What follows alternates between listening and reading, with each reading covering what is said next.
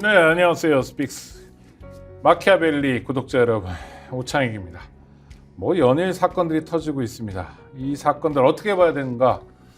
누구는 동료 시민이라는 표현도 쓰는데요. 하여튼 우리 시민들 입장에서는 어떻게 봐야 되는지 오늘 변희재 미디어워치 대표 고문과 함께 살펴보도록 하겠습니다. 스튜디오에 나와 계십니다. 변희재 대표 오셨습니다. 예, 안녕하십니까. 네. 네. 일단 제일 사실은 빅뉴스가 되게 많은데요. 네. 양승태 전 대법원장이 네. 무죄를 받았는데 네. 이게 검찰에서 기소했던 게 47개 혐의인데 네. 무려 전부 무죄예요. 한두 개 인용된 것도 아니고. 굉장히 이례적일 겁니다. 일단 네. 40개 혐의를 건 것도 이례적인데. 아, 그렇죠. 네, 한 사람이 100% 무죄가 네. 나온 것도 이례적일 겁니다. 어떻게 보세요? 그러니까 이게 지금 이 보수 진영이 일대 좀 혼란에 네네. 빠지고 있는데, 문재인 정권 때 양승태 대법원장은 이명박 때 임명된 대법원장이고, 문재인 정권 때 양승태를 이제 임기가 차고 김명수 대법원장이 들어오면서 네. 전임 양승태 때 이런 사법농단을 저질렀다. 판사 사찰도 하고 강제 노동 문제에 대해서 재판도 개입했다. 이렇게 폭로해서 그걸 검찰이 받아서 수사하는 사건인데, 문제는 그 수사를 담당했던 부서가 서울중앙지검. 그래서 중앙지검장이 윤석열 장이, 그리고 수사를 완전히 총괄지휘했던 사람이 3차장 한동훈. 그러니까 이 양승태 대법원장에 대한 수사는 누가 뭐래도 윤석열, 한동훈 콤비의 작품이었다. 그렇죠. 정확한 거죠. 그렇죠. 네. 예. 그래서 그 두 사람이 기소는 검찰에서 하는 거니까 예. 47개 혐의를 건 거예요. 예. 네, 여기까지는 사실. 실제로 양승태는 구속이 됐습니다. 네. 예, 사전 구속이 됐어요. 제가 감옥에 있을 때 들어왔어요, 양승태 대법원장이. 네. 그래서 그때 제가 기억나는 게, 그 서울구치소에 정말 수많은 재벌 총수와 대통령은 들어온 적이 있는데 역대 대법원장은 처음 들어온다고. 그렇죠. 그래서 그때 서울구치소 관리하는 사람들이 바짝 긴장을 해서 네. 우리가 대청소했었어요 그때. 아이고. 네, 대법원장 오신다고. 그 수용자들도 같이 청소를 했어요. 다 같이 해야죠, 뭐 어떡합니까. 네, 예, 네. 예. 그리고 진짜 양승태 대법원장 왔을 때 이 서울구치소 교도관들이 정말 깍듯하게 90도 인사하고. 오가다 보셨나요? 저도 봤죠. 저 운동장에서. 그러면은 대법원장을 지낸 사람이 구치소에 수감되어 있다면 굉장히 위축되고 사실은 심기도 좋지 않았을 텐데 반응은 어땠어요? 양 대법원장. 근데 이분들이 그 당시 임종원 행정처장이랑 거의 같이 들어왔는데, 네네. 이미 이분들은 감옥 갈 거를 다 철저하게 준비하고 와가지고, 네. 양승태 대법원장은 그냥 들어올 때부터 대법원장이에요, 그냥. 그렇습니까? 이 자세가 네. 달라. 어. 대법원장에서 제가 운동장에서 만났는데, 네. 저도 모르게 대법원장님 저 변호사 인사를 하게 되더라고. 네네네. 예, 그래서 깍듯하게 대우받다가 6개월 뒤에 나가셨죠. 원래 그러지 않으시는데 그냥 보니까 포스가 느낌이 포스가 이 사람 같고 인사 드려야 될 것 같고 법원장이라니까 네네. 포스가. 그리고 그 있는 그 수용자들이 다 법에 걸려 있는 사람 아닙니까? 네네, 오다 그렇죠. 가다 대법원장한테 조언 듣고 싶어 하잖아요, 다들. 그렇죠. 네. 저희 예를 들면 이제 국정농단 걸린 사람들, 청와대 출신들, 국정원 천지인데 다들 양승태한테 가서 다 90도 인사하고. 그렇죠. 그러니까 한마디라도 듣고 이게 싶은. 네. 바깥에서 대법원장은 안에서 대법원장이다. 좋습니다. 자, 그러면 그 주역이라고 할 윤석열 대통령 반응은 없었죠. 한동훈 지금 아예 아무 말도 안 하고 네. 있고, 윤석열은. 한동훈 국민의힘 비대위원장은 반응이 좀 나왔던데요. 그게 문제가 되죠. 지금 뭐죠? 반응이 너무 그러니까. 이상해가지고. 네. 그 당시 한마디로 김명수 대법원에서 수사를 의뢰한 사건이었다. 대법원의 의뢰로 수사를 했다. 했고, 네. 여러 사람들이 할 말이 많을 거며 향후 평가가 있을 거다. 아주 유체 이탈도 이런 유체 이탈이 없어요. 그러니까 대법원에서 의뢰해가지고 47개 혐의를 묶어서 기소한 사람이 수사하고 기소한 사람이 하는 얘기가 자, 나는 대법원 얘기였다. 이 정도. 대법원이 한마디로 시켜서 했을 뿐이고, 여러 사람들이 그때부터 논란이 있었기 때문에 앞으로 평가가 달라질 거라 그러는데. 그러면 수사나 기소를 똑바로 했어야 그러니까 되잖아요. 본인이 네. 지금 양승태하고 그 임종원을 사전 구속까지 시키면서 판사를 14명을 기소를 했고요. 네네. 100명을 불러한 장본인이 본인인데 자기는 빠지는 겁니다. 이거는 그냥 김명수가 시켜서 한 거다 그러는데, 우리가 수사 의뢰라는 거는요 안 해도 되는 거예요. 네. 고소 고발은 무조건 해야 돼요. 그렇죠. 수사는. 근데 네. 수사 의뢰는 이런 게 있으니 좀 들여봐 달라. 그래서 일종의 참고 사항이잖아요. 안 하면 되는 거예요. 안 하면 되는 네. 건데. 네. 그 100여 명의 판사를 불러가지고 그 난리법석을 쳐놓고 이제 와서 내가 한 거 아니다. 근데 사실은 그러니까 이제 이 범보수 진영에서는 이게 헛갈리는 게, 윤석열 한동훈이 지금 보수 정권을 만들지 않았습니까? 네. 그러니까 이제 보수 진영은 문재인 김명수는 비판하는데 윤석열 한동훈을 또 빼야 될 거 아니에요. 그렇죠. 그러니까 조선일보가 지금 이 부분을 엄청 비판하면서 문재인하고 김명수만 비판하고 한동훈, 윤석열은 빼버리고 있어요.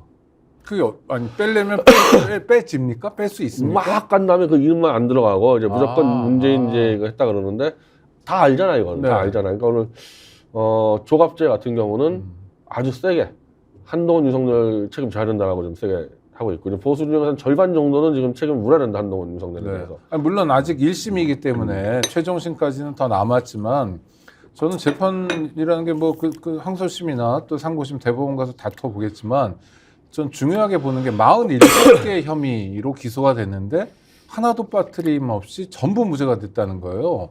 이렇다면 하여튼 법원의 입장도 굉장히 강경하달까 강고하달까 그런 것 같은데요.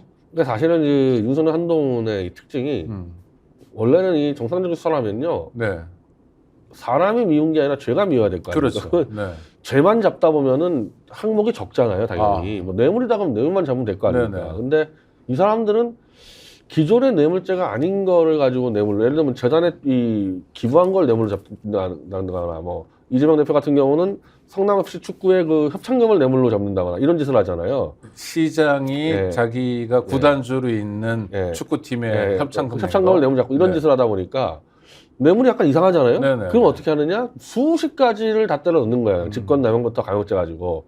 그래서 지금 박근혜 사건이고 이명박 사건이고 이재명 사건이고 소용기 사건이고 우리가 알고 있으면 다 뭐 소용기 대표 같은 경우는 돈봉투 하나 알고 돈봉투 있어요. 사건이었어요. 수십 건 있어요. 네. 수십 건이. 네. 수십 건이. 쉽게 얘기하면 근데 실제로 송영길 대표가 구속됐던 건 무슨 재단과 관련된 재단의 정치자금법 위반으로 개선이 됐고 네. 그것도 수십 건. 뭐 예를 들면 이런 것도 있어요. 그냥 소영길 대표 그 당대표 선거 때 누가 밥을 샀어 옆에서. 그것까지 네. 들어가 있어요. 그것까지. 그렇습니다. 예, 그런 것까지. 예. 야, 그 윤석열 대통령이 대통령 되기 전에 했던 말이 있는데 그런 거로 수사하면 검사가 아니라 땡땡이다 이런 그러니까 그런 걸로 늘 해왔던 거죠. 해왔던 거고 정말 큰 범죄 하나가 자신 있으면 이런 거 안 합니다. 그렇죠. 크게 공개에 자신이 없으니까 와장창 묶어서 한 별- 50건 별건 걸면 수사, 여죄 추궁 예, 이런 판사도 거군요. 사람인데 한 네. 10개는 해준다. 그 실제 지금까지 그렇게 했었어요. 지금 사람들이 잘 몰라서 그런데 네네. 박근혜 대통령 이 기소건이요 거의 절반 이상 다 무죄가 나왔습니다. 사실. 근데 남은 게 너무 많으니까 네네. 그 중에 강요죄, 뭐 직권남용 이런 게 와장창 걸려서 그런 거지. 실제로 제대로 걸었던 거 우리가 알고 있는 K재단, 미르재단에 출연한 그 돈이 왜 뇌물죄냐 가지고 논쟁 있지 않았습니까? 네. 그거 다 무죄 나왔어요, 이거 사실은. 네. 그러니까 이 윤석열 한동훈이 하는 짓이 그렇다. 국민들에게는 이슈를 크게 시키는데 실제로 범죄적으로 안 되니까 딴 거를 몇십 건을 걸어가지고 그냥 잡는다는 거란 말이에요. 당장 대중의 관심은 뭐 그렇게 큰 거, 뭐 뇌물을 받았다, 미르재단이 어떻다, K재단이 어떻다, 뭐 이런 데 가 있으니까 그거를 밀어붙였다가 실제로 범죄에 자신 해법은 없으니까 이제 꼬투리 작은 거, 네. 좀 쉬운 거. 그러니까 윤석열, 한동훈 두 분이 그렇게 수사를 해왔다. 그렇게 쳐도 해온 거를 양승태한테 가지고 똑같이 그렇게 한 거죠. 그러니까. 그래도 그러면 47개면 뭐 이런 건 성립하지 않겠습니다만 대여섯 개라도 반이라도 건져야 되는 거 원래는 아니에요? 이제 그 대여섯 개 정도는 해주는데 네. 솔직히 이 부분 내에서는 역시 대법원장의 파워가 네. 그러니까 박근혜고 이명박이고 소영길이고 이재명이 안 되는 거를 대법원장은 해내는 거예요. 예. 저 정도만 세네 개는 잡아줘야 되거든요. 네네네. 그래서 그러니까 또 뭐 이번에까지 재판도 걸렸죠. 되게 오래 하고 재판 그리고 이제 스킬에서도 또 뭐. 앞부분에 이미 연관된 판사들이 대부분 다 무죄가 나왔어요. 네. 앞부분 판사 다 무죄가 나왔기 때문에 이거는 이미 대법원에서 확정된 부분도 있으니까 판사들이 뭐 2심, 3심 가봐야 다 무죄라는 게 이미 결정 나 있는 거죠. 네.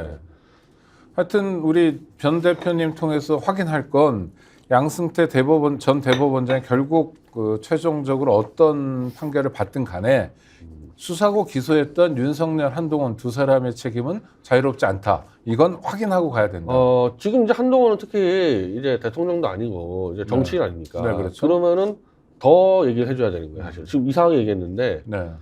자기 소신이었는지 그래서 이거는 2심 때 너 유죄를 받아야 된다는지 아니면은 진짜 문재인 정권이 시켜서 나는 했을 뿐이다. 원래 하기 싫었다 그러든지 근데 뭐 성립이 다 안 될 것 같은데요. 어정쩡하게 얘기해가지고 네. 그러니까 이거는 사실은 민주당이 캐물어야 되는데 네.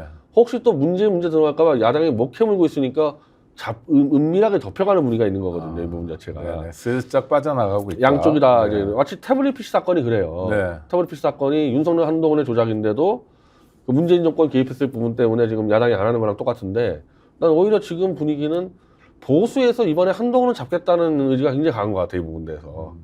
윤석열의 책임은 약간 좀 간접적인 책임이 중앙지검장이 네, 있었는데 수사총괄지휘가 한동훈이고 기소검사가 한동훈이기 때문에 이거 못 빠져나가거든요. 그래서 현재 지금 보수 진영하고 한동훈 관계가 좀 불편해지면서 이걸 지금 막 이슈로 시키고 있고요.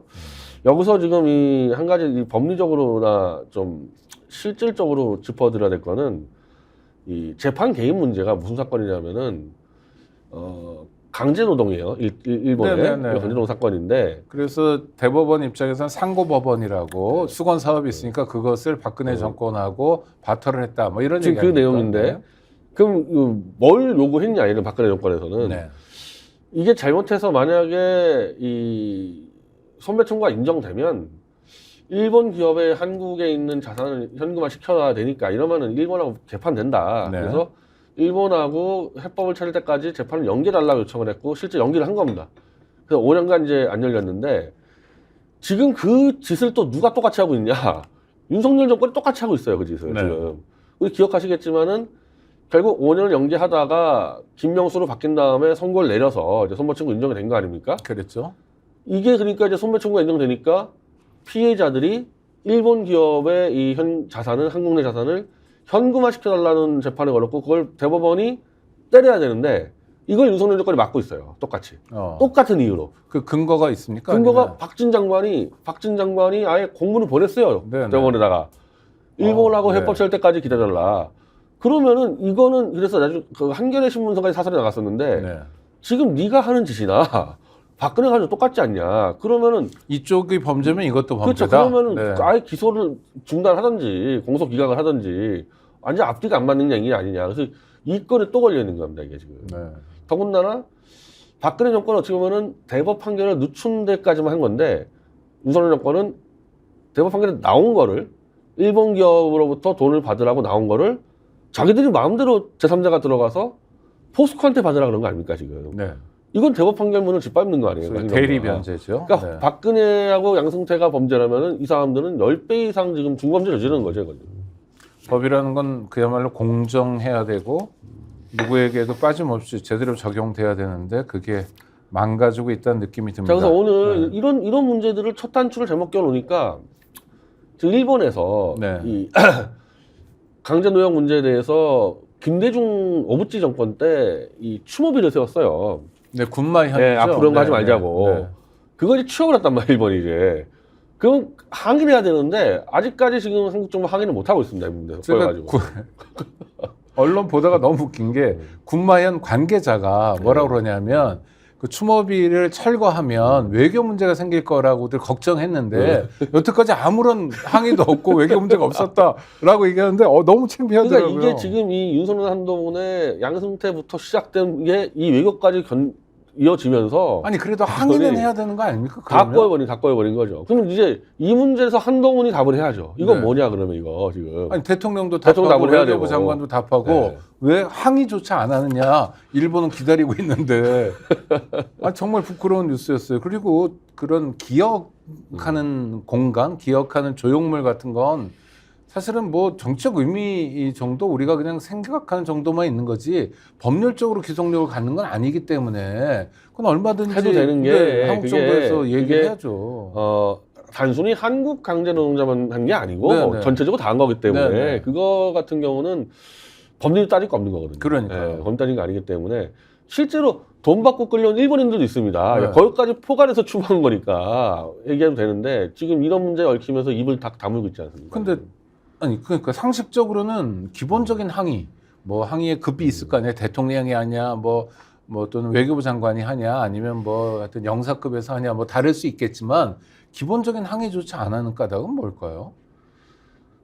어려운 일이 아닌 것 같아 보여요. 그러니까 저는 이 문제가 결국 그 양승태 법원대원장에 대한 억지 기소, 사실은 억지 기소거든요. 네. 억지 기소와 자기들의 행위까지 다 겹치면서 이걸 건드리는 걸 무서워하는 거죠. 이게 이슈가 되는 거를 스텝이 꼬여버린 거고요. 네, 무서워하고 있는 거죠 지금. 아니 그래서 사실은 지금 이 강제징용하고 위안부 문제를 덮고가는 게 한두 건이 아니에요 지금 이 정권에서 지금. 네. 그 위안부 문제 같은 경우도 일본 정부의 손배가 인정됐거든요. 지금 대법원에서 인정됐습니다. 네, 네. 이거 아무것도 조치를 안 취해가지고 아마 뒤에서 또 지금 틀어막고 있을 겁니다. 이거 아마 지금. 그래서 나중에 이게 터지면 이거야말로 정확한 탄핵 사유가 될 수 있을 거예요. 그러니까 한미일 동맹을 강화하기 위해서 한일 간의 과거사는 묻고 가야 된다라는 이념적 판단? 아니면 일본 사람들은 뭐 친절하다 이런 개인적인 호감? 뭐 어떤 거로 보세요? 저는 그거예요. 이 부분 대해서 어쨌든 조정은 분명히 필요했었거든요. 네네. 그 조정을 한 걸 가지고 처벌을 해놨기 때문에 자기들이 잘못 움직이면 자기들도 걸리니까 스텝이 꼬인 아무것도 거군요. 못하고 꼬여 있는 거죠 지금 이게. 근데 그렇게 스텝 꼬인 사람이 국가 최고 책임자인 건 불행이네요. 그러니까 사실 오늘 조갑재 칼럼이 네. 거의 물러나라는 수준까지 난. 근데 사실 조갑재 대표는 웃긴 게 이거 몰랐냐 이거 다 알았는데 이제 물러나라는 근거는 뭐예요? 그러니까 이게 꼬여서 아, 정상적인 법질서 유지도 안 되고 외교도 안 되는데 이게 올라가 있으면 되냐 니네 둘 다 네. 대통령하고 집권여당 대표가 네, 네. 그렇게 따지면 윤석열 한동훈이 저지른 사법범죄가 한두 건이 아니기 때문에 그래서 내가 이 보수 진영에서 이런 자를 대통령하면 안 된다고 얘기했는데 조갑재 씨는 그때 윤석열 만세 불렀거든. 네, 네. 오늘 와가지고 오늘 칼럼 제가 한번 보여드릴게요. 이건 물러나는 얘기거든.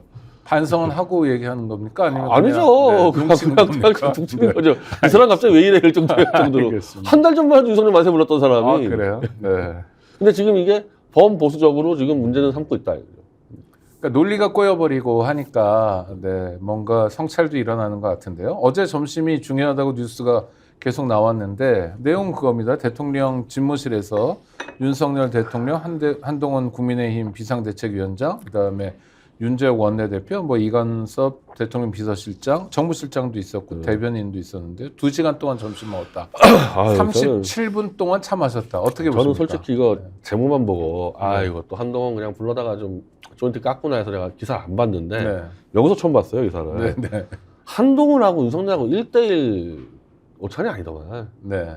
자기 똘마니들, 자기 수석들 똘마니들 붙여놓고 한동훈 불러다가 한마디로 한동훈은 N분의 1 취급한 거죠. 여러 중에 하나일 뿐이다. 수석들하고 너는, 똑같은 취급을 한 건데 네. 당대표는 수석이나 비서실장보다 위일 수밖에 없고 그렇죠. 그래서 사실은 당대표하고 대통령하고 1대1로 하든지 아니면 당대표도 자기 비서실장하고 정책위의장하고 원내대표를 데려오든지 이래야 되는 거거든요. 그러니까 한 명씩 저 배석을 데려오거나 이런 식으로 급을 맞춰줬어야 되는데 여러 중에 하나를 만들어 예를 들면 이제 물론 뭐 관계상 차이는 있지만 역대 당대표 중 여당 대통령하고 당대표 중에서 가장 막강했던 게 박근혜하고 이명박 때였고 이명박 대통령 때 박근혜가 비대위원장하면서 거의 동등한 지위에 있었어가지고 똑같이 다 똘마니를 데려가서 회의하고 똘마니들이 각자 발표합니다. 그러니까 대통령 똘마니가 발표하고 박근혜 똘마니 발표하고. 그게 약간 의전이었죠. 원래 그렇게 해야 되는 게 야당 대표가 가도 그렇게 하잖아요. 원래는 이제 야당 영수회담 그렇게 하는데 지금 이거는 자기 똘마니를 옆에 한동훈 딱 불러가지고 2시간 40분 동안 누가 이거 혼자 떠들었을 거예요, 혼자. 누가 여기서 떠들겠습니다. 2시간 40분 동안 자기 얘기한 거예요, 분명히 이거는. 그러니까 보도가 지금 무슨 얘기를 나오지가 않잖아요. 똑바로 얘기한 게 없으니까. 민생에 대해서 얘기했다. 그다음에 또 나오는 게요. 이번에는 존댓말했다 이런 것도 나오던데요. 여긴 처음이시죠? 라고 했다고. 아니, 한 6명 먹다가 헛갈렸나 보지. 동문화 하다가 헛갈렸나 본데 2시간 40분은 내가 안 봐도 뻔한데 이미 윤석열은 누가 오든 1시간 동안에 57분은 자기 얘기한다 그랬는데 이 정도 2시간 40분 얘기했는데 언론에 발표할 게 없다는 얘기는요. 자기 어린 시절, 자기 학창 시절 이런 얘기했을 거야 아마. 아니 뭐 또 지나간 얘기들. 윤석열 대통령이 즐겨하는 얘기 중에 걷기도 있다고 그러더라고요. 걷기? 걷기에 대해서 2시간 얘기할 수 있는 아마 실력이 있다고 그래요. 혼자 아마 반주 좀 했을 거고 혼자 술 마시면서 자기 과거 추억 얘기했을 겁니다 아마. 그러니까 얘기 나올 게 하나도 없죠. 그리고 한동훈은 아마 한마디도 못했을 거고. 그런데 여론은 어떻게 움직이냐면 여론조사에 따르면 소위 윤석열 한동훈의 대결이 있었다. 그리고 승자는 한동훈이었다. 뭐 이런 식으로 여론이 나오는 건 어떻게 조중동이 해석할까요? 지금까지도 그렇게 주장을 해요. 사설에서 막 그 타이로 쓰니까 거짓말을 갖다 써놓으니까 거짓 여론이죠. 거짓 여론. 싸움도 없었고 앞으로 싸울 일도 없고 만약에 뭐 싸움 벌인다면 아마 일방적으로 한동훈에 쫓겨날 거고 뭐 그게 팩트인데 조중동이 거짓말 해가지고 거짓 여론 만들어낸 거죠. 그러니까 변 대표님이 보시기에 한동훈 비대위원장 힘의 99%는 윤석열 대통령에게서 오는 것이다. 그렇죠. 그런데 오늘은 또 그런 얘기를 해요. 내가 무슨 아바타냐. 아바타면 당무 개입이 어딨냐. 뭐 말도 참 지저분하게 한다. 뭐 이런 식으로 반발을 했는데 이런 것도 역시 쇼를 위한 밑자락입니다. 근데 저는 이제 저렇게 항변하다가 또 윤석열이 또 보고 열받을 수가 있겠죠. 잘못 얘기하면. 그러니까 저러다가 사실은. 그러니까 일단 이 특검에서 시작됐습니다. 윤석열 권력은 특검에서 시작됐는데 박근혜 특검에서 윤석열 자기가 다 알아서 했죠. 한동훈은 그냥 자기 하수인이었고 네. 중앙지검장, 검찰총장 다 자기가 한 거고 한동훈 따라온 거고 결정적으로 선거 때 한동훈이 도운 게 없잖아요. 선거 때. 그렇죠. 그러니까 이게 예를 들면은 지금 검찰 쿠데타하고 그 당시 박정희 얘기를 많이 하는데 5.16 쿠데타 같은 경우는 밑에 김종필이 한 일이 꽤 많아요, 바닥에서. 그림을 그렸죠. 그렇죠. 네, 그림을 사실상 그렸어요. 어찌 보면 김종필이 그다음에 그림판에다가 규합하고 세를 그 김종필 기수가 다 해가지고 네, 나중에 네. 그 기수가 다 일종의 선배들 치고 하지 않았습니까? 박정희를 옹립한 것 네. 같은 느낌의 쿠데타였어요. 그런 김종필도 입 잘못 열었다가 박정희한테 박살나고 했는데 이건 애초에 거기까지 가지도 못하는 거예요. 네. 윤석열이 다 한 판에 한동훈이 그냥 숟가락 들고 갔을 뿐이기 때문에 그거 성립이 안 되는 얘기죠. 이거. 서울의 봄을 많은 분들이 보셨다니까 이해하기 쉽게 말씀 나누면 전두환 노태우가 육사 동기인데도 전두환 임기 내내 노태우가 조용조용히 살았다. 그렇죠? 차려주는 밥상이나 먹고 뭐 이거랑 똑같은 거겠죠. 힘이라는 여기서 게. 제가 네. 참 정권적으로 좀 많이 짚었는데 전두환은 사실은 처음부터 노태우를 차기로 염두에 뒀기 때문에 네. 험한 직을 안 줬어요. 그렇죠. 네. 그때 당시 아마 기억하시면 알겠지만요. 88 올림픽에 전 국가적으로 뛰어들고 있었는데 그때 올림픽 조직위원장을 노태우를 줬었고요. 네. 그리고 나서 나중에도 아마 정무장관도 했고요. 그 네, 당대표를 할 했고. 때까지 그러니까 당대표로 들어오기 전까지는 올림픽 일만 했다. 올림픽만 그 네. 체육에서. 그러니까 손에 흙 안 묻히고 영광 있는 자리만. 야당하고도 협조를 했던 일이란 그 네네. 부분에 대해서는 누구든지 다 동의. 실제 그때 김대중 교수는 동의했었기 때문에 누구에게나 다 도움받고 같이 박수 받는 일을 했지 누구를 쳐 죽이는 일을 안 했는데 한동훈은 스타트부터 법무장관을 주면서 이제 수많은 원수들을 만들어놨단 말이에요. 그러면은 이건 처음부터 노태우 전두환 관계가 다르다. 대등한 동일한 파트너가 아니라 하위 하위 파트너라는 걸 정확히 파트너에서 보여준다. 험한 일 시키고 지금도 험한 일을 시키고 있는 겁니다. 지금도. 네. 또 하나는 자 6일 만에 윤석열 한동훈 만남이에요. 그런데 의문은 야당 대표는 취임일에 한 번도 안 만났잖아요. 뭐 우연히 지나치는 거 말고 조우 정도. 이러면 대통령이 실제로 선거에 노골적으로 개입하는 게 아니냐 이런 비판도 있을 것 같은데요. 원래는 총선 앞두고는 당대표하고 대통령하고 만나지 않습니다. 원래는. 네. 오해 사는 문제도 있고 또 하나는 대통령 인기가 없기 때문에 안 만나는데 그래서 그때 자꾸 이명박 박근혜 얘기를 하는 거는 그걸 벤치마킹 삼는다 그래요. 현 집권 여당이. 네. 2012년 이명박 대통령 때 박근혜 비대위원장 사례를 자꾸 연구를 하고 있다 그래서 그러는데 이명박과 박근혜가 처음 비대위원장 돼서 처음 만난 다음에 아까 말한 대로 각자 발표한 다음에 그 뒤로부터 한 번도 안 만났어요. 총선 때까지. 그리고 거기 약간 대립적이었죠. 네, 그리고 그때 이명박이 워낙 인기가 없었기 때문에 네. 이명박이 아예 TV도 안 나왔습니다. 사실은. 네. 그래서 실제로 한동훈이 비대위원장 됐을 때 윤석열과 김건희가 안 나타나서 아, 그 모델을 쓰냐 싶었는데 김경률 핑계대고 지금 마구잡이로 나타나요, 윤석열이. 정말로 기분이 나쁜 거예요? 아니면 어떤 의미에서의 제가 볼 땐 대응일까요? 네. 사실 안 나타나려고 생각했던 거 아마 이 정부 참모들이? 수석들이 네. 나왔으면 말락했을 텐데 네. 그 사이에 한동훈이 다니면서 셀카 찍고 막 어쩌고 저쩌고 좀 어이씨 내가 숨으니까 이거 지가 좀 인기몰이하네 열 받은 거죠. 열 받았는데 이것들이 이 김건희까지 쳐 그 핑계대고 그냥 확 밟으면서 전면에 등장해 버린 거죠 윤석열이 지금. 네. 그럼 손해잖아요. 근데 그건 이제 그렇다 치고 뭐 까짓 거 이것 때문에 의석수 이런 상관없다. 네. 내가 다시 권력에 고삐를 주겠다 해가지고 나와버렸기 때문에 그리고 조중동에선 그걸 마사지를 해주면서 윤한 갈등이 있었고 그거를 한이 이제 이긴 거짓말로 것처럼. 이제 조정동 거짓말로 한동훈이 이기고 있다는 사기를 치고 있는 거고요. 우리 변희재 대표님이 보시는 구도는 그러하고요. 자 어제 만남에 대해서 뉴스가 쏟아진 건 대통령 부인 김건희 씨에 대해서는 이야기를 나누지 않았다. 명품 빼. 아니 김건희 씨뿐 아니라 아무 얘기도 안 했을 거예요. 어차피 다. 어차피 그게 아무 얘기도 안 아니라도 했는데. 아무것도 아니다. 근데 그러면 아무 얘기도 안 했는데 왜 유독 김건희가 없었다 발표했겠습니까? 이건 누군가 발표한 거 아니에요? 그렇죠. 네. 한마디로- 대통령실에 오다가 반영된 거다. 한마디로 마치 네. 한동훈이 지금 김건희 문제로 싸우는 것처럼 지금 위장을 했잖아요. 네. 한동훈이 입도 못 열었다 내 앞에서. 그거 알려준 거 아니겠어요 이거. 네. 이거. 실제 2시간 40분 동안 한동훈이 입도 못 열었을 거고. 네. 그냥 그럴 때는 뭐 그런 자리에 안 계셔 보셨죠.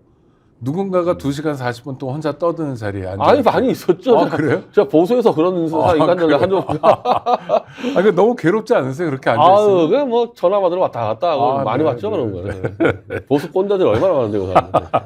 아, 이거 한동훈 위원장 어떻게 버텼나? 근데 검찰 때부터 이랬기 때문에 네네. 그 자주 익숙하군요. 훈련돼 있겠죠. 예. 네네. 처음 보는 모습도 아니고 네. 오랫동안 함께 근무하면서 그런 모습을 많이 봐왔고 한동훈 비대위원장이 총선을 맞아서 굉장히 많이 하는 것 중에 하나가 운동권 심판론입니다. 이건 어떻게 보세요? 그건 처음부터 아마 지령을 받고 들어가서 네. 너는 그거나 해라. 너는 각을 이 총선 각을 운동권 심판론 얘기해라. 이렇게 지령을 받은 거니까 이제는 김건희 김자도 못 꺼내니까 그것만 계속 꺼내는 거죠. 운동권 심판론만. 근데 이게 저는 내내 사회 진출 이후에 운동만 하는 제가 진짜 운동권인데 약간 어색해요. 이게 흔히 얘기하는 학생 운동했던 그 그룹들을 심판하겠다. 586 뭐 여기 심판론인 거죠. 학생 회장들 얘기하는 것 같아요. 학생 회장들. 네. 근데 그건 너무 오래 전이잖아요. 30년, 40년. 아니 그래서 이게 별로 운동이라는 게 얼마나 다양하고 네. 엄밀히 말하면 학생회장들이 운동을 제일 안 했다는 말도 제가 뭐 듣는데 그렇죠. 예, 네. 가장 운동 안 하는 네. 애들이 학생회장 한다. 네. 눈에 띄는 애들만 하는 거 아니 지금 치는 거 아니겠어요? 임종석이나 뭐 정청래나 뭐 지금 윤건영 얘기 나오는데 네. 눈에 띄는 사람들에게 그냥 이렇게 대항막 운천해가지고 이슈 시키는 정도지. 아니 그렇게 따지면 지금 저기 뭐 저 이재명 대표하고 홍익표 원내대표 운동권 아닌가? 이재명 씨는 아닌 것 같은데. 아니 뭐 하긴 했다는데. 네네, 뭐 짱또는 했다. 주변에 있었던 골수 운동권은 아닌. 그러니까 그러면 이재명은 심판 안 하고 나머지는 심판하는 구도인가요? 뭐? 그러니까 이게 네. 이 세대적으로 586 세대는 운동을 안 했다 해도 좀 그 정서를 갖고 산 사람들이기 때문에 그렇죠. 네. 그걸 깐다는 건지 아예 네. 그것도 아닌 것 같잖아요. 네. 학생회장들 몇 명 깨겠다는 거 아니에요. 그러면 네. 대립각이 안 서죠. 대립각이 안 서죠. 이거. 그러니까 한쪽은 운동권이어서 심판하고 자기들은 일꾼이다 이런 구도인 그리고 것 지금 같은데. 보면요, 네. 오히려 이 학생회장 운동권에 대해서는 지금 민주당 내에서 심판론이 나오는 것 같은데, 네. 그래서 임종석 좀 나가라 그런 거 아닙니까? 그렇죠. 못 들어온다. 네, 임종석 네. 지금 학생회장을 하면서 또 문재인 정권 때 비서실장 가지고 네가 한 게 뭐 있냐? 이제 오히려 한마디로 이 운동권의 학생회장 출신들은 좀 꽃가마를 탄 느낌이 있잖아요. 이제 거기에 대한 반발에 지금 오히려 야권이 나오고 있는 거 아닌가? 그러니까 뭘 의미가 없어요. 이거 와가지고 하는 게. 정계 진출 처음 할 때 좀 유리한 출발을 했죠. 남다른 출발. 김민석이 김민석이 시작했고 임종석, 뭐 이인영, 우성호 다 그리고 뭐 그랬습니다. 소영길까지 해가지고 네. 그렇게 출발해서 지금은 이제 대세가 꺾여가고 있는 거 아닌가 이 사람들은 지금. 그렇죠. 이 사람들 네. 심판이 문제가 아니라 이제 새로운 게 뭐 나와야 되느냐가 논의되는 상태인데 뭐 그런 점에서 저는 차라리 야당에서 뭐 경선에서 그냥 깨는 게 낫지 않겠나 그러면은 네. 임종석이나 윤건영이나 네. 뭐 별로 그렇게 좋은 평가도 못 받고 있던데. 그 대진표는 아직 마련되진 않았는데요. 그래도 뭐 이를테면 뭐 겨냥해서 출마한다 뭐 이런 것들 나와요. 이재명 대 원희룡도 있고 정청래 대 그 문제가 됐던 김경률도 있고 뭐 이인영, 호준석, 김민석, 박민식은 국가보훈부 장관을 지냈던 전 국회의원인데 이런 대진표가 슬슬 만들어지는 건 어떻게 보세요? 근데 아직 미정인 거죠. 위정이죠. 네. 위정이죠. 그리고 일단 지금 민주당 공천에 그 운동권 초학생장들이 살아남을지도 모르는 그렇죠. 판에 네. 이쪽도 지금 문제는 막 그냥 예를 들면은 이름이 알려진 사람은 갖다 붙이는 것 같아요. 그냥. 네, 네. 그러니까 운동권하고 제대로 싸우는 사람 붙이는 게 아니라 이름이 알려진 사람 갖다 붙이니까 그러면은 그 지역에서 오랫동안 일했던 사람은 또 뭐냐. 그러니까 이 여당도 지금 반발이 심하거든요. 그래서 이게 코미디 같은 게 한동훈에 대한 이 공격의 빌미는 왜 김경률을 마포을에 김성동이라는 당협위원장이 있는데 이 사람 제끼고 왜 사천 냈냐 가지고 시비 걸었잖아요. 네. 왜 윤희숙을 가지고 한 거 가지고 아무 얘기도 안 합니까? 그것도 나오겠죠 아마? 아니 안 나와요. 나와요? 안 나와요. 그리고 그 전에 원희룡 대해서 한 것도 전혀 안 나와요. 네네. 그러니까 사천이 문제가 아니라 김건희가 문제였다라는 게 입증되는 거 아니겠어요. 그러니까 지금 한동훈이가 하는 누구 손들고 이거는 전부 다 윤석열의 허락받고 한다는 얘기죠. 네. 사실은 김경률까지는 허락받고 했는데 김경률이 손 들어주자마자 김건희를 쳐서 문제가 된 거죠. 이거는. 말의 세계에서 문제였다. 그게 문제인 거지. 네. 나머지 저는 문제는 게 없다는 거예요. 그래서 김경률 그 비대위원이 언론 이후에 소위 윤한 갈등 이후에 말이 좀 고와졌어요. 사라졌어요 완전히. 사라졌다. 네, 고와진 정도가 아니라. 사과하고 사라졌어요. 네. 그리고 나서 오늘 또 어제죠. 윤희숙을 띄우지 않았어, 한동훈이. 똑같은 짓을 했잖아요. 네. 똑같은 짓을. 네. 거기도 있어요. 거기도 지금 당협위원장이 있습니다. 그렇겠죠. 그것도 반발하고 있어. 근데 아무 문제가 없잖아요. 아니 그리고 지금 이야기되는 지역구의 당협위원장들은 국민의힘 입장에서는 험지에서 다 고생했던 험지죠. 사람들이죠. 거의 험지죠. 네. 그러니까 국회의원도 못 되고 2번, 3번 연속해서 탈락하고 이러면서 정말 척박한 곳에서 밭을 갈았던 사람들일 텐데 평가를 해줘야 되는 거 아닌가요? 그때 한동훈이 이제 거기에 대해서 맨날 패배하는 자들이 무슨 험지 타령하냐 이 말까지 떠들었거든요. 사실. 그래요? 엄청난 반발이 일어난 거야, 사실 거기서. 근데 지금 똑같은 짓을 또 하고 있다는 얘기 뭡니까? 그거는 한동훈이 판단이 아니라 윤석열이 지시라고 봐야 되는 거예요. 아니 그 맨날 험지에서 패배한다는 규정을 본인에게 한다면 이를테면 국민의힘 입장에서 험지인 곳에 한동훈 나가야지. 비대위원장이 나가면 나가야지. 예. 떨어질 거 아니에요. 나가. 근데 본인은 출마도 안 하면서. 그러니까. 출마도 안 하면서. 그래서 처음부터 이제 한동훈 리더십은 없는 게 본인이 출마하지 않으면서 험지고 뭐 양지고 얘기할 자격이 없어요, 한동훈. 아마 선거 뛰는 사람들이 다 그렇게 생각할 겁니다. 네. 한동훈 리더십은 없다. 그럼 윤석열 리더십으로 총선을 치르는 거네요. 공천은 다 윤석열이 알아서 한다 봐야죠. 네. 검사들이 대거 나올 거다 했는데 지금 그런 조짐은 어떻게 보세요? 대구 나오고 있어요. 나오고 근데 있습니까? 대부분 이제 양지로 나오고 있죠. 지금. 영남권이나 영남권이나 이런 쪽으로요? 경남권하고 송파구 이런 데 나오기 때문에 네. 지금 얘기된 윤동권하고 싸운다는 얘기 되는 사람도 있잖아요. 네. 지금 다 어쨌든 험지예요. 그렇죠. 근데 국민의힘 입장에서는 험지죠. 그왜 검사 한 명도 없습니까? 운동권하고 검사가 싸우면 안 되나? 검사하고 싸워야죠 원래. 검사는 다 네. 양지로 가고 아. 이루 하위생들을 지금 내보내고 있거든요. 여기다가. 네. 그러니까 저는 만약에 민주당이 받아친다면 좀 그렇게 받아치면 된다고 생각합니다. 정말 주류 세력인 검사들 나와라. 네. 운동권하고 붙어라. 네. 왜 검사들은 다 꽃길을 가고 있고 그야말로 이 하루 인생들만 나오냐 얘들 네. 그렇게 공격할 여지가 그러니까 있죠. 저 정청래, 이재명, 뭐 이인영, 뭐 이런 사람들, 윤석열의 또 직계가 나오라고. 김민석 이런 사람들은 윤석열 직계가 나와라. 나와라. 한동 나와라. 붙자. 직접 붙자. 또 네. 그 저쪽에 있는 하루 인생들 나오지 말고 이 정권의 핵심들 나와라고 질러야 되지 않겠습니까? 네. 그런 말을 해야 되겠군요. 한번 그런 말을 어떻게 하는지 다 한번, 지금 영남권에 숨어 있어요. 영남권에. 지켜보겠습니다. 지난번 방송에서 더불어민주당이 200석을 위해서 뛰어야 된다 이런 말씀을 하셨어요. 네. 그 정도를 보여줘야 된다. 왜냐하면 이번 선거는 누가 뭐래도 윤석열 정권에 대한 심판이기 때문에. 자 그러면 반론이니까 또는 뭐 한쪽에서는 그럼 너무 오만한 거 아니냐. 역풍이 분다. 심판받는다. 이런 말씀을 하시는 분들도 있더라고요. 제가 그때 그 말까지 했었는데 윤석열에 대한 심판 여론이 60%인 거는 다 인정할 거 아닙니까? 60%. 그렇죠. 그래서 넘기도 하고요. 특검에 네. 대한 제의에 대한 요구 75%가 나오는데 이게 의석수로 환원을 시키면은 200석이란 말이에요, 이거를. 그렇죠. 그래서 이번에 이태원 특별법을 또 이제 거부한다 그러는데 네, 했죠. 아니, 했나요? 벌써? 네, 했습니다. 그럼 대선 특별법 거부를 했을 때 그러면 도대체 야당 대표자들은 저는 이건 모든 야당의 당 대표 다 포괄되는 얘기야. 뭐 심상정부터 저기 네네, 뭐 네. 용해인까지.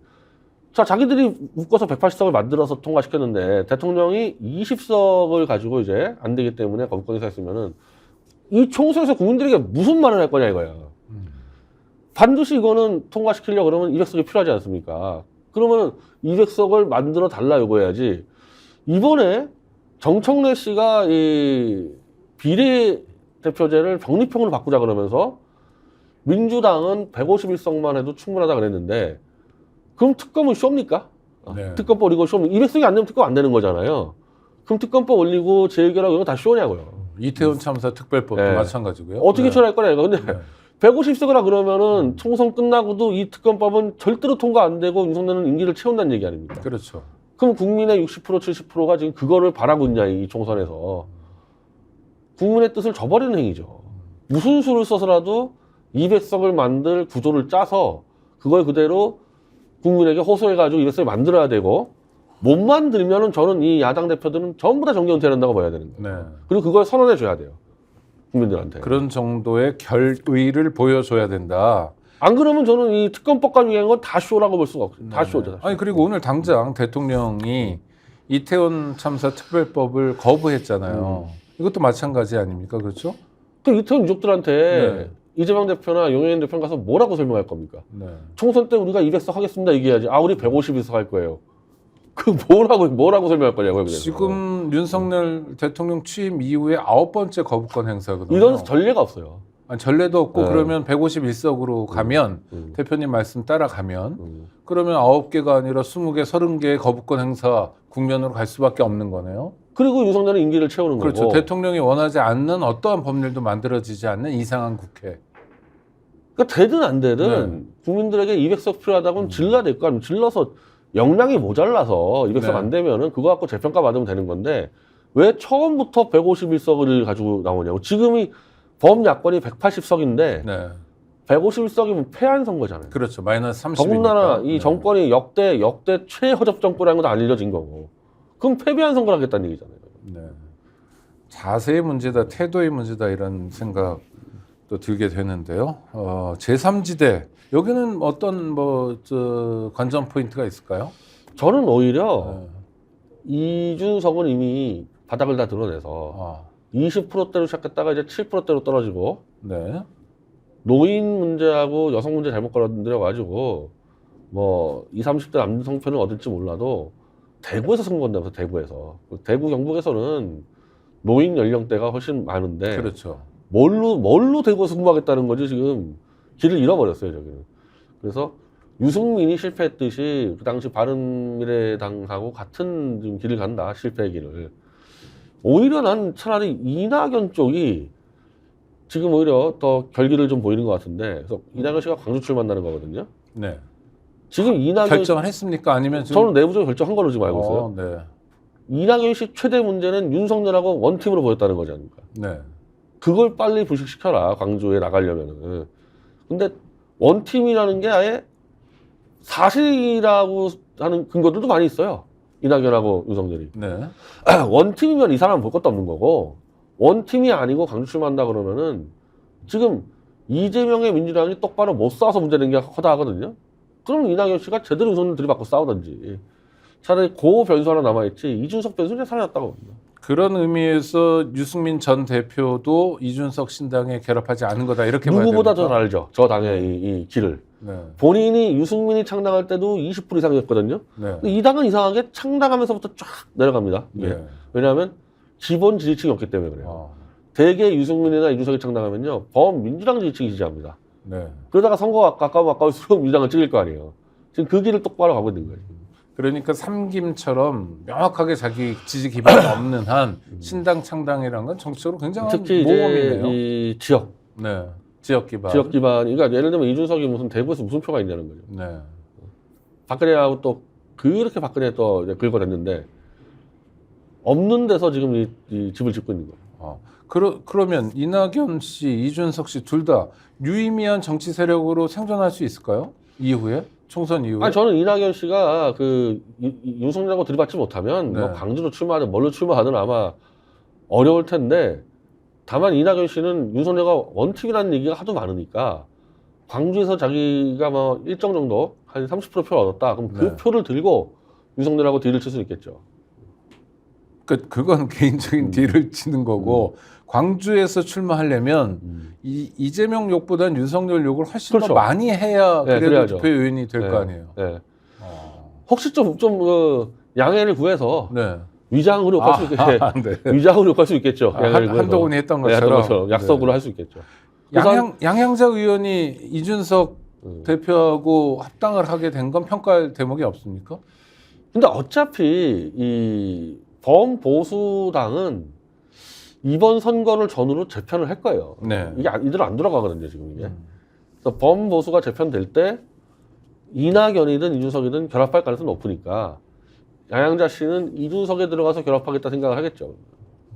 이대로 독자로 못 간단 말이에요, 이준석이나 네네. 이낙연이나. 그렇죠. 그러면 이제 이 총선 전이 될 수 있다고 보는데 네. 총선 전에 결합될 수도 있어요, 이낙연, 이준석이 윤석열 당하고. 네. 그러니까 양양자 씨는 이제 글로 들어가기 위한 이제 한 전 단계 밟았다고 봐야죠. 민주당이 그들 세력을 끌어안을 가능성은 별로 없고 안 맞죠? 국민 안 받는다. 아예. 아니 이게 일단 민주당은 네. 표면적으로 윤석열을 타도를 주장하고 있는데 지금 얘기하는 사람들의 특징은 윤석열을 안 까는 특징이 있어요. 네. 이준석이 조금 까다가 이준석 지지율이 떨어진 이유는 안 까기 시작하니까. 이준석 윤석열 까기보다는 세대 갈등하고 남녀 갈등 조장하고 있지 않습니까? 가장 중요한 전선은 윤석열 대 반윤석열 전선이 가장 그게 중요하고 시장이 제일 크죠. 그것을 통해서 재편될 거다. 그게 너무 간단한 게 네. 윤석열 싫어하는 사람이 60%인데 민주당 지지율이 30%밖에 안 돼. 네. 그럼 30%라는 엄청난 시장이 있는 겁니다, 이게. 그렇죠. 이거 네. 여기를 지금 벗어나 있는데 이 사람들은 네. 무슨 어디로 가겠어요. 알겠습니다. 그래서 아직도 지금 이 민주당이 자꾸 병립형으로 지금 만지작거리는데 이거야말로 정말 오만한 발상이 윤석열을 싫어하는 건 60% 중에서 30%밖에 못 먹고 있어요, 민주당이. 네. 그럼 나머지 30% 공간이 있는데 이거 누군가 치고 들어갔을 때 민주당이 얼마나 그 위험해지겠습니까? 명분과 실질을 동시에 챙기는 걸 해야 된다. 이런 그 말씀을 하시는 거죠. 민주당 입장에서 민주당을 지지하지 않는 나머지 30%를 채우는 가장 쉬운 방법이 연동형에서의 연립이거든요. 네. 그게 가장 쉬운 방법인데 그걸 안 한다 그러면은 저는 뭐 하나 튀어나온다 봅니다. 네. 이번 주 안에 뭐 결론을 낸다고 하는데요. 못 낼 것 같아요. 아, 그래요? 네, 못 낼 것 결론 낸다고 말은 했으니까 말은 아니 나오지 홍익표 않습니까? 네. 언니는 노력해 보겠다 그러는데 네. 제 생각에는요 이 사람들 계속 시간 끌다가 아, 시간 끌다 보면은 병립형으로 전환할 기회를 놓칩니다. 네. 그러면은 시간 없다는 핑계로 그냥 위성정당 만들려는 것 같아. 근데 연립으로 간다면 더불어민주당 입장에서 연립해야 될 정당이나 정치 지도자들을 좀 나열을 해주시면 다 나와 다 나와. 해주세요. 다 나와 있잖아요. 예, 정의당하고 진보당하고 정의당. 녹색당은 이미 네. 있는 거고 네. 신파들 기본소득당하고 사회민주당하고 열린민주당하고 그리고 소형개신당하고 지금 다 나와 있지 않습니까? 네. 이거 이미 1월 초에 홍익표 대표가 연동을 가니까 준비들 하라고 메시지를 넣어가지고 지금 그 준비하고 있었거든요. 근데 이걸 정청래가 확 틀어가지고 이 사람들이 이제 엄청나게 분노하고 있거든요. 그럼 이렇게 가면은 연동형이 돼도 연립이 안 되고 각자 가는 수가 있어요. 그런데 이게 구체적으로 의석수 가지고 회담을 해야 될 거잖아요. 네. 잘 될까요? 아니 47석의 비례대표가 있지 않습니까? 그럼 민주당은 이제 비례 안 되는 거 아니에요? 네.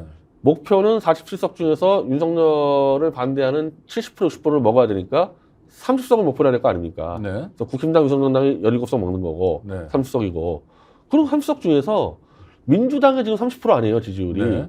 민주당이 직접 출마했을 때 얻을 수 있는 의석이 15에서 10석밖에 안 돼요. 네.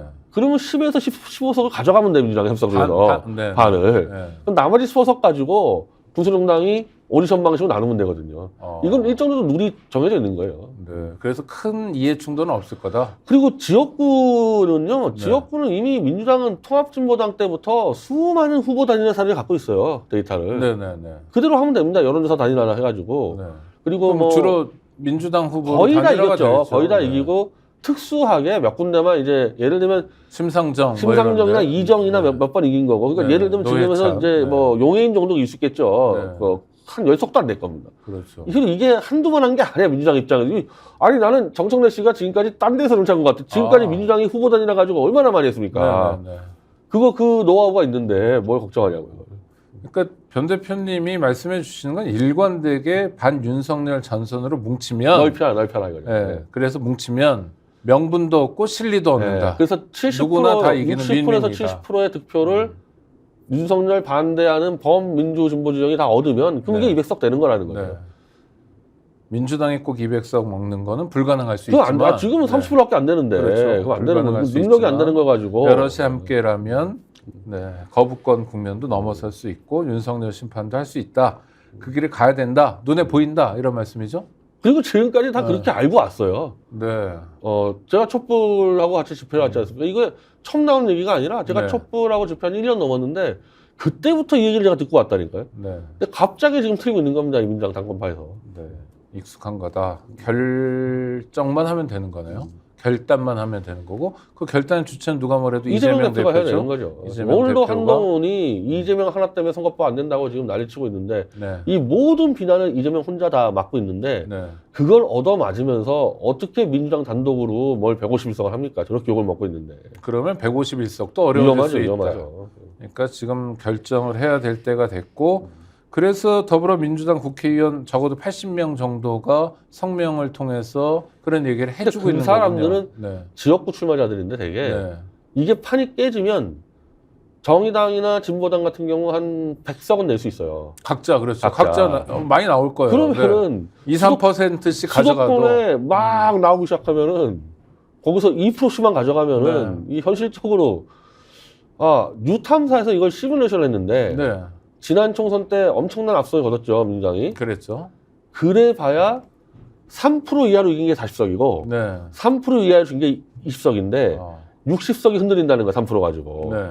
여기서 정당 한 3개만 나와버리면은 60석이 넘어가는 수가 있는데 그러면은 지난 총선도 질 수 있었다 제목 걸렸으면은. 네. 근데 지금같이 정말 4년 동안 민주당이 지난번에 유성연합 만든 거 가지고 사과를 하고 연동형으로 하겠다고 한 5번 넘게 약속했습니다. 네. 이재명 대표가 대권 후보 때 약속했고 당대표 때 약속하고 소영길 대표가 당대표 때 약속을 하고 전당원 투표로 다 결의한 거를 1년 만에 뒤집어 엎어버렸을 때 그 준비하고 있었던 군소정당의 이 배신감과 분노가 어디로 날아가겠냐 이거 화살이.